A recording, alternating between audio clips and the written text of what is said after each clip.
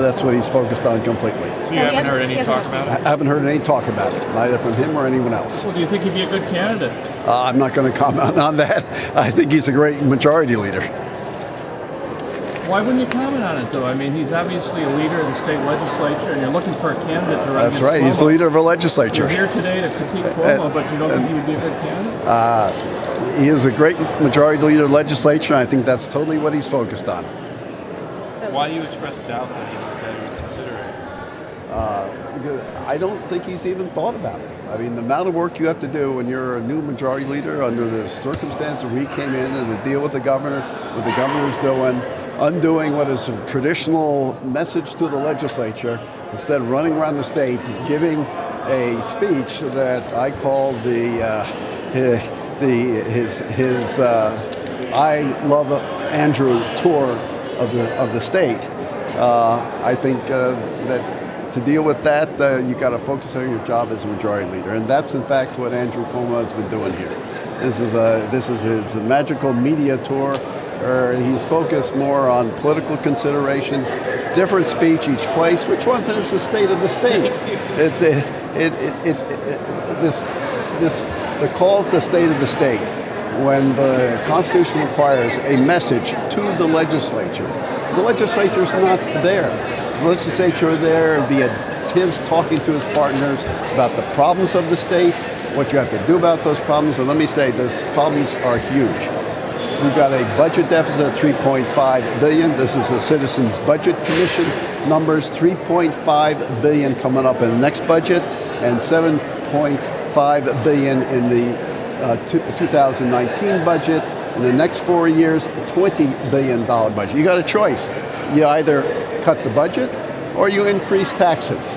I don't think anyone wants to increase taxes in the highest tax state in the United States.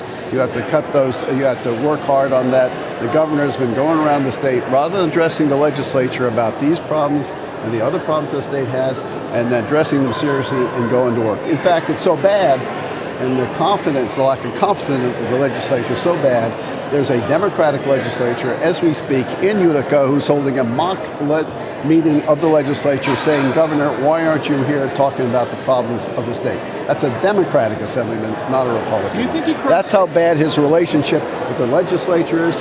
That's why he has fled Albany to give this magical media tour that he has, the I Love Andrew Cuomo tour of New York, and going around talking with empty promises and dealing out pork from his own personal pork barrel of public money, of taxpayers' money, rather than facing the music with the legislators who he insulted in December, the way he dealt with them. He's going to have a hard time dealing with it. He ought to be here repairing those relationships and getting to work doing the state's business. Regarding the budget, here with mention about Rob Astorino feeling dissed yesterday. Well, that's another problem. These are 7 different speeches. In Westchester, he focused on only the income tax is my tax. All the rest, the property tax, that belongs to the county exec. And he kept hitting that over and over again. Only in Westchester. I wonder why only in Westchester, where Rob Astorino, his rival 2 years ago, is the county exec. The fact is, 85% of those property taxes are his responsibility. Those are unfunded mandates. Then in his first state of the state, where he put a property tax cap, a Republican idea, by the way, on property taxes. When he did that, he also said, but we got to take care of unfunded mandates. And he put in place a team to do that, and guess what? Nothing. Didn't do anything. That team just gradually disappeared, and the unfunded mandates are still there. Those property taxes are the responsibility of Andrew Cuomo, but that's not what he said. He said only the income tax are my responsibility. And that was about Rob Astorino. He's taking this message to the people. That's kind of his motto for this. Only the people who were invited. That's all. An adoring audience. He's in his own bubble. Actually, a lot of what he was saying was delusional. He's projecting projects into the future. Empty promises. Take a look at his record with respect to projects. Huge corruption in the Buffalo Billion. As a result, spreading across the state. The photonics project is dying. Major photonics company pulled out of that just recently in Rochester. In Syracuse, you got an empty film studio, and the $90 million SORA project, LED project, payments are behind. They're wondering what's going to happen to that one. Utica, $2 billion nano project. AMS is pulled out of it, dead. People in Utica are livid about that. And here in Albany, I heard just recently the question whether the consortium here in Albany now seems to be dissolving, partially concerns about the future, because Alan Carrieros, who was the leader, the only leader, is now under indictment. He's under indictment because Cuomo made him work on other things that he wasn't familiar with. He got into situations where his expertise didn't apply and got himself into trouble. This is all the governor's problem. Now he's promising more projects as he goes around the state. Governor, let's look at the old projects that you did, how they're all dissolving. These are billions of dollars of taxpayers' funds going down the drain. And what's he doing? Going around talking about new projects. And by the way, he's running out of the $9 billion that he got from the settlements with the financial community. That's running out. He's not going to be able to do this in the future. Regarding the budget deficits, are some of that going to be aggravated if they repeal Obamacare? It depends what the state Medicaid situation is. I haven't examined it. It very well could. It could result if Obamacare were the Obamacare subsidies were phasing out in any case under the terms of Obamacare. Obamacare was failing on its own, and the amounts that would have had to be supplied by the state to take care of the additional Medicaid people who are mostly uninsured that are covered by Obamacare, that those amounts, as the federal funds go away, as was planned on Obamacare, he would have to. You're right. It would. Do you think they should? Do you think they should move ahead and repeal it, or do it slowly? Of course, and then, repeal and replace it right away. That's where it's going to go. That's where the President of the United States made clear it was going to go. I think Congress will follow.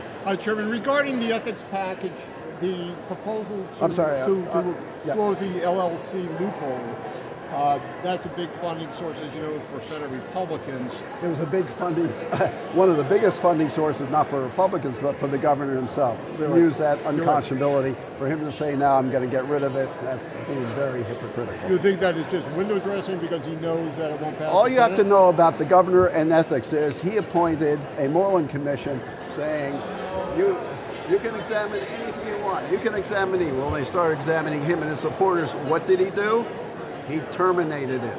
He terminated on terms which were questioned by Prepararo. Why'd you do that? Let this thing keep going. Well, he didn't want to be examined himself. Now he's being examined through the corruption of his closest associates, 9 of them, including, quote unquote, his third brother. So what is he doing with this ethics package? Do you think it's not sincere, or what's your comment on the ethics package? Look, all you need to know about Cuomo is what he did with the Moreland Commission, and you judge for yourself whether he's sincere about ethics. He talked about a transparency. All you need to know about transparency with respect to him is he has ordered every one of his agencies to get rid of all emails after 90 days. That means you can postpone foiling them long enough that they all disappear, so you guys don't get the information you want. Well, that's all you need to know about transparency and Andrew Cuomo.